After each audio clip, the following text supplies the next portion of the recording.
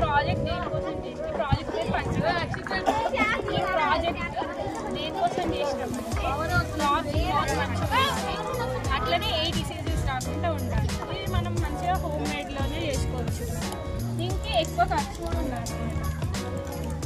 ఈ ప్రాజెక్ట్లో 11 ఇంగ్రీడియంట్స్ అవసరం పడుతుంది. ఆ ఇంగ్రీడియంట్స్ ఏంటంటే ఫస్ట్ ఆవు నుంచి వచ్చేవి 5 ఇంగ్రీడియంట్స్ ఉంటాయి. అవి ఏంటంటే పాలు, పెరుగు, యూరిన్. 5 ఇంగ్రీడియంట్స్ ఆవు నుంచి వచ్చేవి. వాటికి ఇంకా 6 ఇంగ్రీడియంట్స్ యాడ్ చేసి చేస్తాం అన్నట్టు. అవి coconut water, cream, sugar cane juice, banana paste, jaggery. ఈ 6 ఇంగ్రీడియంట్స్ ఈ ప్రాజెక్ట్ ఎట్లా చేస్తారంటే ఫస్ట్ ఆవు పేడ తీసుకోవాలి. ఈ పేడలో ఆవు నెయ్యి 4 days ముందే కలిపి ఉంచాలన్నమాట.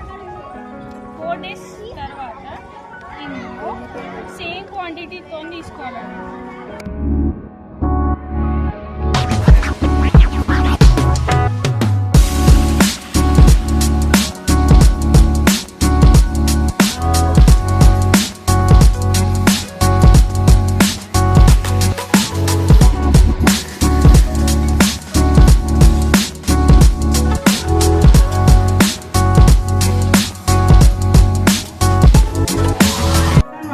Respected HM and teachers and my dear friends, నేను ఈరోజు 3 ప్రాజెక్ట్స్ చేశాను. నా ఫస్ట్ ప్రాజెక్ట్ ఏంటంటే పంచగవ్య.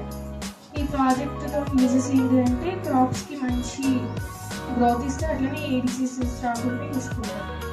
ఇందులో నేను ఏమేమి మెటీరియల్ వాడినా అంటే ప్లాస్టిక్ గ్లాసెస్, అట్లా 11 ఇంగ్రీడియంట్స్ వాడినాను. కౌడర్, యూరిన్, మిల్క్, ఘీ, కర్డ్,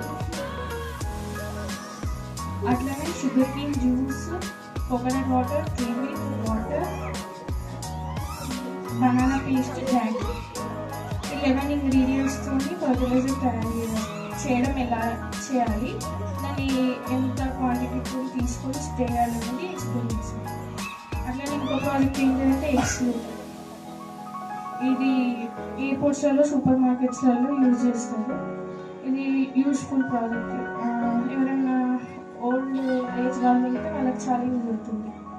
అట్లనే ఇంకో ప్రాజెక్ట్ పేరు ఏంటిదంటే వేస్ట్ మేనేజ్మెంట్. ఈ ప్రాజెక్ట్ దేని గురించి చేశానంటే మన ఎన్విరాన్మెంట్ బాగుండాలి, నెక్స్ట్ జనరేషన్ వాళ్ళకి చాలా యూజ్ అయ్యేటట్టుగా అన్ని వేస్ట్ అంటే 4 types ఉంటాయి కదా, వాటిని మళ్ళీ మనం రీసైక్లింగ్ చేయడం వల్ల నెక్స్ట్ జనరేషన్కి చాలా యూజ్ అవుతుందని చెప్పేసి ప్రాజెక్ట్ చేశాను. నన్ను సురేఖ సార్ గైడ్ చేశారు. Thank you for giving this opportunity.